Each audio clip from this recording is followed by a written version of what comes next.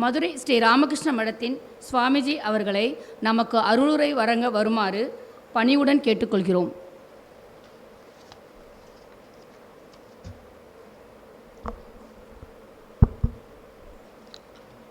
ஓம் ஸ்தாபகாய ச தர்மஸ்ய சர்வதர்மஸ்வரூபிணே அவதார வரிஷ்டாய ராமகிருஷ்ணாய தே நமः.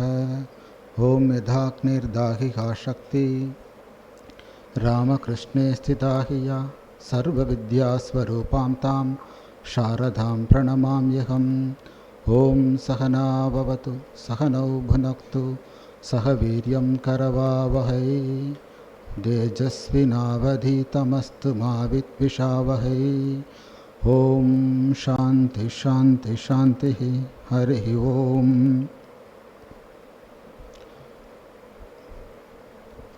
இந்த மேடையில் அமர்ந்திருக்கின்ற மதுரை ஸ்ரீ ராமகிருஷ்ண மடத்தின் தலைவர் சுவாமிஜி ஸ்ரீமத் சுவாமி நித்யதீபானந்த மகராஜ் அவர்களின் பொற்பாதங்களை வணங்கி, நல்ல ஒரு மாணவ சமுதாயத்தை உலகிற்கு அளிக்க வேண்டும் என்ற ஒரு உத்வேகத்தோடு வருகை தந்திருக்கின்ற சிறப்பு சொற்பொழிவாளர்கள் டாக்டர்கள் அனைவருக்கும் என் மனமார்ந்த நன்றியை தெரிவித்துக் கொள்கிறேன்.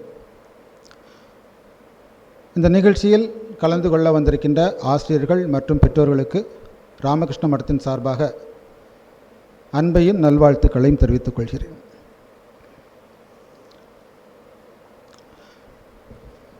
பொதுவாக நாங்கள் இந்த ராமகிருஷ்ண மடத்தில் நிறைய நிகழ்ச்சிகள் நடத்துகிறோம். ஆசிரியர்களுக்கு என்று ஒரு பெரிய நிகழ்ச்சி இப்போ தான் நடக்குது. ஒரு 220 டீச்சர்ஸ் வருவாங்கன்னு எதிர்பார்க்குறோம். அதில் 3/4 பேர் வந்துட்டீங்க. நான் அந்த சப்ஜெக்ட்டுக்கு போகிறதுக்கு முன்னாடி இந்த ராமகிருஷ்ண மடத்தை பற்றி ஒரு இன்ட்ரொடக்ஷன் கொடுத்துட்றேன். ஏன்னா பல பேர் வந்திருக்கீங்க, மடத்தை பற்றி கேள்விப்பட்டிருப்போம், ராமகிருஷ்ண மடம் மட்டும்தான் தெரியும், அது என்ன ஆக்டிவிட்டி பண்ணுது அப்படின்னு ஒரு சின்ன இன்ட்ரொடக்ஷன் கொடுத்துட்டு அதன் பிறகு நம்ம சப்ஜெக்டுக்குள்ளே போகலாம்.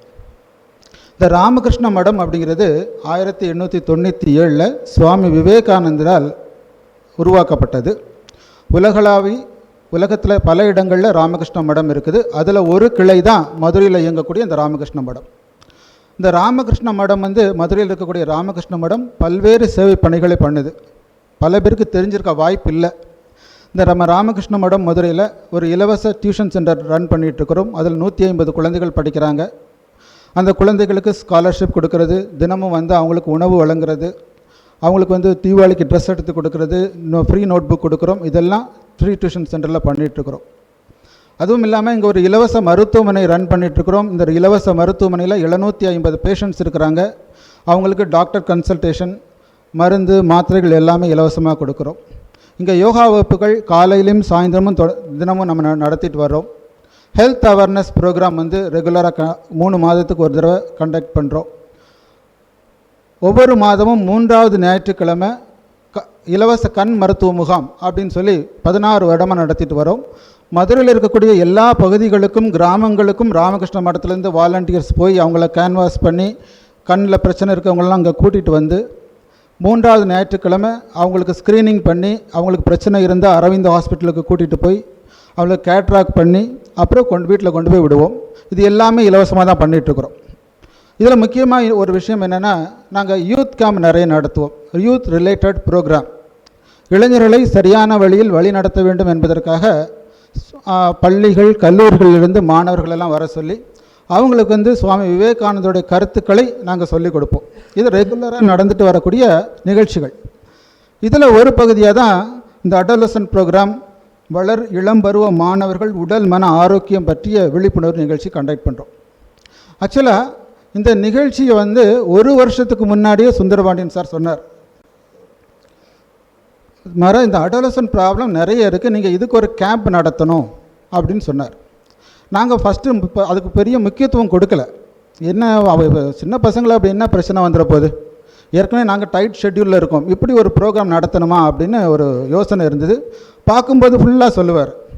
சரி, ஒரு நாள் என்ன தான் அது நடக்குது, அப்படி என்ன தான் பிரச்சனை இருக்குதுன்னு சொல்லி அது விஷயம் தொடர்பான விஷயங்களை நாங்கள் படிக்கும்போது தான் ஒரு ஆச்சரியமான ஒரு உண்மைகள் தெரிய வந்தது. அது என்னன்னு சொல்கிறேன் அப்போது இந்த ஒரு குழந்தைகள் மாணவ பருவத்தில் பெரிய அந்த மனம் அழுத்தம், மனம் சார்ந்த பிரச்சனைகளை எதிர்கொள்கிறார்கள். இது பெற்றோருக்கும் தெரியறதில்லை, ஆசிரியருக்கும் தெரியறதில்லை. பெரிய பையனாக இருக்கும்போது அவனுக்கு பிரச்சனை வந்ததுன்னா அவன் வேறு மாதிரி பிஹேவ் பண்ணுவான். சிறிய வயதில் இருக்கும்போது அந்த பையன் அவன் பிஹேவ் பண்ணும்போது நமக்கு தெரியாது. அப்போது இந்த பிரச்சனையை முக்கியமாக ஆசிரியர்களுக்கு சொல்லணும். நாங்கள் பேரண்ட்ஸுக்கு முக்கியத்துவம் கொடுக்கல, ஆசிரியர்களுக்கு சொல்லணும் அப்படிங்கிறதுக்காக தான் இந்த நிகழ்ச்சி இங்கே நாங்கள் நடத்திட்டுருக்குறோம். ஆக ஒரு 4 சொற்பொழிவாளர்கள் வந்திருக்கிறாங்க. இந்த நிகழ்ச்சி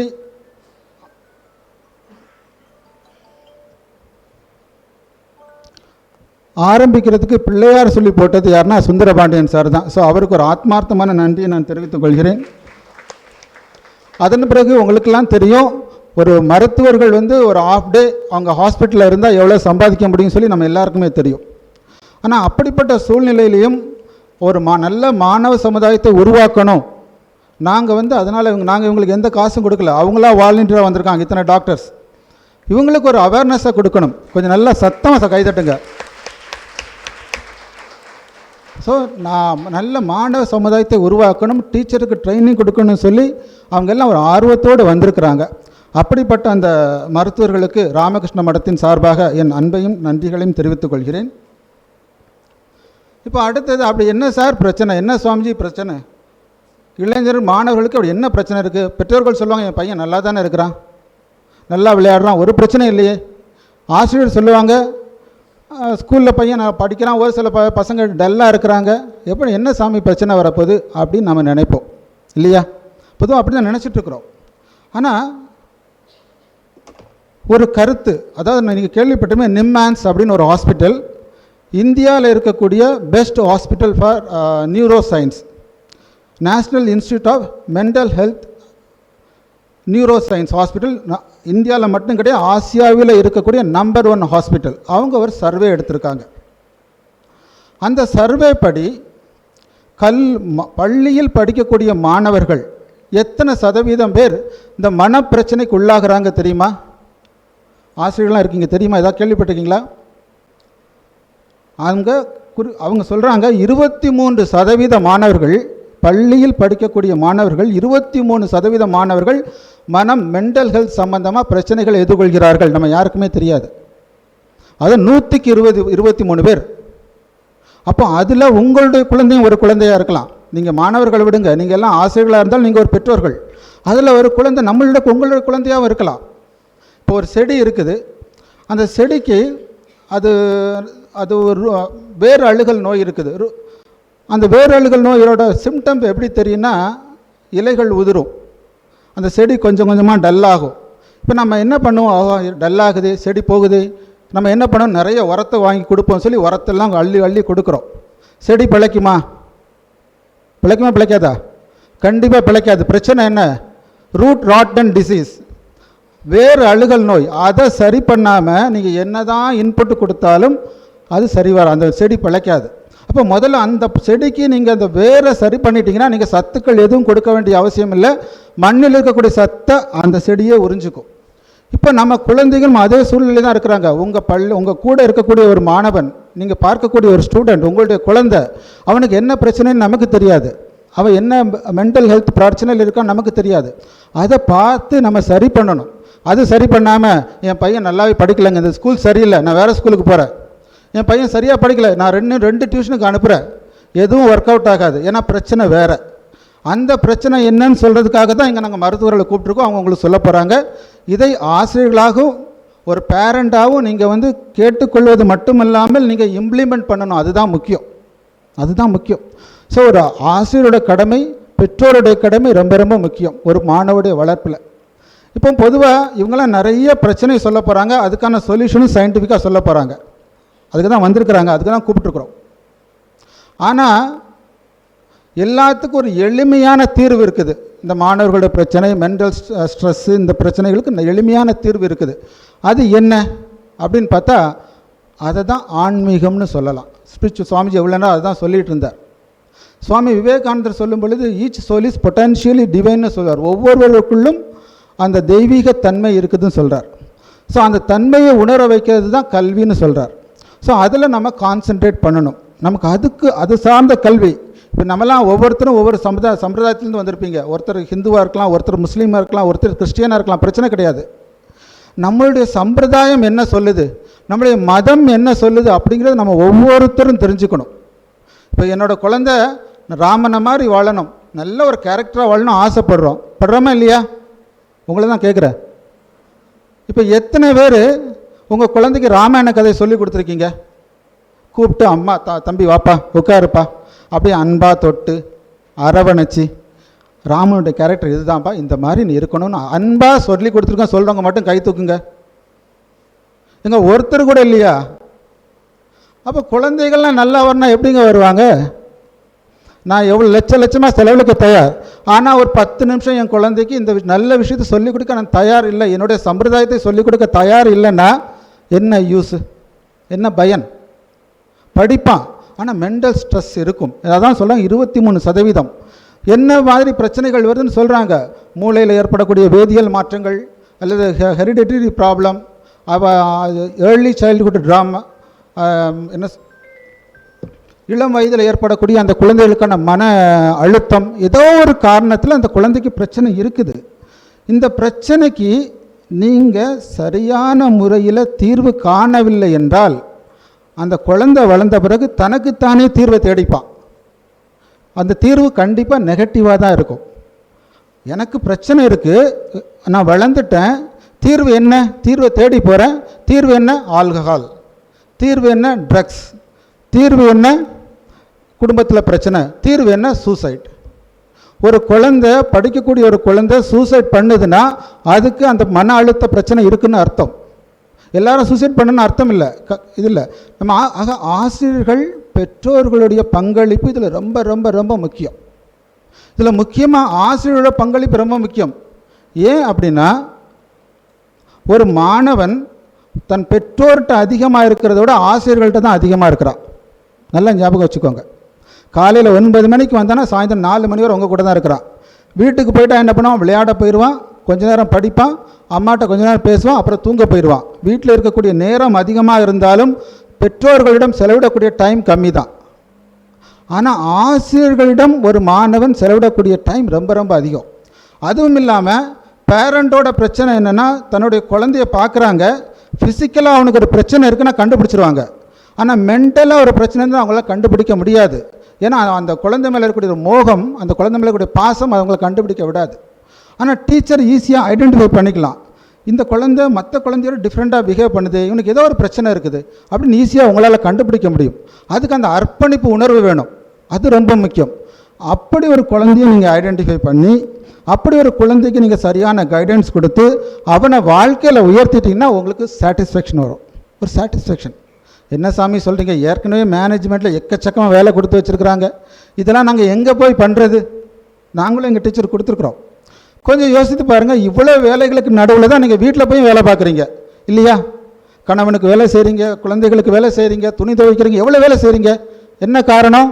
ஏன்னா குழந்தை மேலே, உங்கள் குழந்தை மேலே, உங்கள் கணவன் மேலே இருக்கக்கூடிய அன்பு.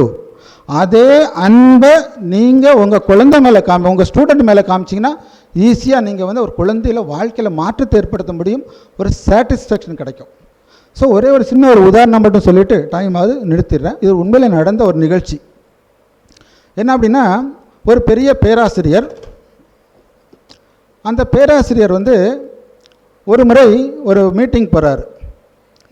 அந்த மீட்டிங் போகும்போது அங்கே ஒரு ஒரு வயதான ஒருத்தரை சந்திக்கிறார். அவரை பார்த்த உடனே இந்த பேராசிரியருக்கு ரொம்ப சந்தோஷம். அவரை பார்த்து வணங்கிட்டு, சார் என்ன ஞாபகம் இருக்குதா அப்படின்னு கேட்குறார் அந்த பெரியவர்கிட்ட. இல்லைப்பா, நீ யாருன்னு எனக்கு தெரியல சார், நான் தான் தன்னை அறிமுகப்படுத்திட்டு நான் ஒரு பேராசிரியராக இருக்கிறேன்.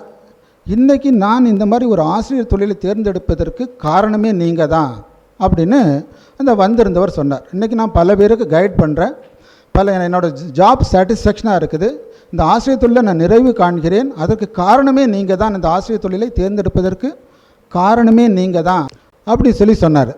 அப்போ அந்த வயதானவர் சொன்னார், அப்பா நீ யாருன்னு எனக்கு தெரியல, என்னுடைய எந்த செயல் உன்னை இன்ஸ்பயர் பண்ணி உன்னை ஆசிரியராக மாற்றிச்சது கொஞ்சம் சொல்லேன் அப்படின்னு அவர் கேட்டார். அப்போ அவர் சொன்னார், சார் நான் படித்து முடித்த பிறகு நிறைய மார்க் எடுத்தேன், எனக்கு முன்னாடி நிறைய ஆப்பர்ச்சுனிட்டிஸ் இருந்தேன்னா, அவ்வளோ மார்க் இருந்தது, எனக்கு முன்னாடி நிறைய ஆப்பர்ச்சுனிட்டிஸ் இருந்தது, எந்த வேலையும் என்னால் தேர்ந்தெடுக்க முடியும், எவ்வளோ சம்பளத்துக்கும் போக முடியும், அப்படிப்பட்ட ஒரு ஆப்பர்ச்சுனிட்டி எனக்கு இருந்தது. ஆனால் நான் எதுவுமே வேண்டாம்னு சொல்லி இந்த ஆசிரியர் தொழிலுக்கு வந்தேன். அதற்கு காரணம் நீங்கள் தான். என்னென்னா, நான் 4th ஸ்டாண்டர்ட் 4வது வகுப்பு படிக்கும்போது எனக்கு ஆசிரியராக இருந்தது நீங்கள் தான். அந்த கிளாஸ் ரூமில் ஒரு நாள் என்ன நடந்தது அப்படின்னா, அந்த வகுப்பறையில் நிறைய மாணவர்கள் இருக்காங்க. என் அருகாமையில் இருந்த மாணவன் ஒரு வாட்ச் வச்சுருந்தான். அந்த வாட்சை பார்த்த உடனே அந்த வாட்ச் எனக்கு வேணும்னு தோணுச்சுது. இந்த மாதிரி ஒரு வாட்சை நான் என் வீட்டில் வாங்கி கொடுன்னு சொன்னால் வாங்கி கொடுக்க மாட்டாங்க. அதுக்கான பொருளாதார சூழ்நிலை என்னுடைய குடும்பத்தில் கிடையாது. நான் என்ன பண்ணேன், அந்த பையனுக்கு தெரியாமல் அந்த வாட்சை எடுத்து என்னோடய பாக்கெட்டில் போட்டுட்டேன். என் அருகில் இருந்த பையன் என்ன பண்ணால், அந்த தன்னுடைய வாட்சை காணும்னு சொல்லிவிட்டு எல்லா இடத்துலையும் தேடுறான், கிடைக்கல. உடனே அழ ஆரம்பிச்சிட்டான். அந்த நேரத்தில் நீங்கள் வகுப்பறைக்குள்ளே வந்தீங்க. வகுப்பறைக்குள்ளே வந்த உடனே அந்த பையன் வந்து உங்கள்கிட்ட தன்னுடைய வாட்ச் தொலைஞ்சு போன, கடிகாரம் தொலைந்து போன நிகழ்ச்சியை சொல்லிவிட்டு எனக்கு அந்த வாட்ச் வேணும்னு சொல்லி அழ ஆரம்பித்தான். உடனே நீங்கள் வந்து கேட்டீங்க, யார் இவருடைய வாட்சை பார்த்தீங்களா, யாராவது எடுத்தீங்களான்னு நீங்கள் கேட்டீங்க. எல்லாருமே இல்லைன்னு சொன்னாங்க. எனக்கு அப்போ தான் புரிஞ்சு நான் பெரிய தவறு பண்ணிட்டேன் அப்படின்னு அப்போ புரிஞ்சுது. ஆனால் எல்லார் முன்னாடியும் இந்த வாட்சை கொண்டு போய் கொடுக்கறதுக்கு எனக்கு ஒரு பயம், ஒரு தயக்கம் இருந்தது. அதனால் நான் கொடுக்கல, நான் அப்படி இருந்தேன். உடனே நீங்கள் என்ன பண்ணீங்க அப்படின்னா, இந்த அரைக்கதவெல்லாம் மூட சொல்லிட்டீங்க. மூட சொல்லிவிட்டு நான் உங்கள் எல்லாருடைய பேக்கையும் செக் பண்ண போகிறேன் அப்படின்னு சொன்னீங்க. சொல்லிவிட்டு எல்லா மாணவர்களையும் கண்களை மூட சொன்னீங்க. எல்லோரும் கண்களை மூடினாங்க. ஒவ்வொருத்தரோட பேக்கை நீங்கள் செக் பண்ணீங்க. ஒவ்வொருத்தருடைய பேண்ட் பாக்கெட்டையும் செக் பண்ணீங்க. என்னுடைய அருகில் வரும்போது எனக்கு தெரிஞ்சிடுச்சு, இன்னும் சிறிது நேரத்தில் நான் பிடிபட போகிறேன், என்னை திருடன் என்று எல்லார் முன்னாடியும் சார் சொல்ல போகிறாரு அப்படின்னு தெரிஞ்சிடுச்சு. எனக்குள்ள ஒரு பதட்டம், நான் பெரிய தவறு செய்துட்டேங்கிற ஒரு குற்ற உணர்ச்சி, கண்களில் இந்த கண்ணீர் வருது, என்னுடைய உடல் நடுங்குது, என்ன பண்ணுன்னு தெரியாமல் நான் இருந்தேன்.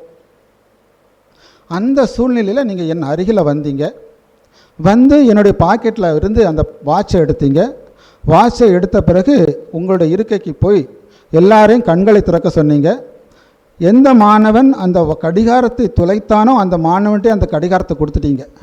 கொடுத்துட்டு எதுவுமே நடக்காத மாதிரி இருந்துட்டீங்க. நான் தான் அந்த தவறு செஞ்சேன்னு சொல்லி யார்கிட்டையுமே சொல்லலை. அந்த ஒரு வருடமும் நான் என்னை ஒரு குற்றவாளி மாதிரி பார்க்காம எனக்கு வந்து எல்லா நன்மைகளையும் நீங்கள் செஞ்சீங்க. அப்போ நான் புரிஞ்சுக்கிட்டேன், உங்களை மாதிரி ஒரு ஆசிரியராக நான் மாறணும் அப்படின்னு நான் ஒரு சங்கல்பம் எடுத்தேன் அப்படின்னு சொன்னார். அப்போ இப்போ உங்களுக்குலாம் ஒரு கொஸ்டின் வரும், அப்போ ஒரு மாணவன் தப்பு பண்ணிட்டா நாங்கள் போய் கேட்கக்கூடாதா, நான் போய் கேட்கக்கூடாதா அப்படின்னு ஒரு கேள்வி வரும். இங்கே தான் அந்த ஆசிரியரோட சிறப்பு இருக்குது. அந்த ஆசிரியர் அந்த மாணவனோட அருகில் போகும்போதே பார்க்குறார், அவன் கண்கள்லேருந்து கண்ணீரை பார்க்குறார், ஒரு பரிதவிப்பை பார்க்கிறார், அவன் தான் தவறு செய்து விட்டேன் என்று உணர்ந்த ஒரு செயலை பார்க்குறார். அந்த அண்டர்ஸ்டாண்டிங் அந்த ஆசிரியருக்கு வந்துடுச்சு. இனி இவன் வாழ்க்கையில் தவறே பண்ண மாட்டான்னு முடிவுக்கு வந்துட்டார். அப்போ அந்த பையன் சொல்கிறான், சார் நீங்கள் அன்னைக்கு என்னை திருடன் என்று எல்லாரும் முன்னாடியும் சொல்லியிருந்தீங்கன்னா 12வது வகுப்பு படிக்கிறவரும் திருடனாகவே அந்த வகுப்பில் பள்ளியிலேருந்து வெளியே போயிருப்பேன். ஆனால் என்னை ஒரு மனிதனாக மாற்றியது நீங்கள் அப்படின்னு அவர் சொன்னார். அப்போது நான் ஏன் இதை சொல்கிறேன்னா, உங்கள் வகுப்பில் ஒரு 30 மாணவர்கள் இருக்கிறார்கள் என்றால் அந்த 30 மாணவர்களுடைய உள்ளுணர்வை புரிந்து கொள்ளக்கூடிய ஒரு சக்தி உங்களுக்கு ஆசிரியர்கள் உங்களுக்கு இருக்கணும். அப்படி இருந்தால் நீங்கள் சக்ஸஸ்ஃபுல் டீச்சர். அவனுக்கு என்ன, இன்றைக்கி ஒரு 30 ஸ்டூடெண்ட் உங்கள் வகுப்பில் இருக்கிறான்னா நாளைக்கு அந்த 30 தலைவர்கள் அவர்கள். அவங்க எப்படி மாறப்போகிறான்னு தெரியல. ஆனால் அவனுக்கு இன்றைக்கி ஏதோ மனதளவில் ஏதோ ஒரு பிரச்சனை இருக்குது. அந்த பிரச்சனைக்கு தீர்வாக நீங்கள் தான் இருக்கிறீர்கள், அவங்க பேரண்ட்டு கிடையாது. ஸோ அப்போ என்ன பண்ணணும்னா, நீங்கள் உங்கள் சப்ஜெக்டை தாண்டி இன்னும் கொஞ்சம் படிக்கணும். இது சம்மந்தமான நிகழ்ச்சிகளில் கலந்துக்கணும். இப்போ அவங்க கொஞ்சம் கைட்லைன்ஸ் கொடுப்பாங்க, அது போதாது.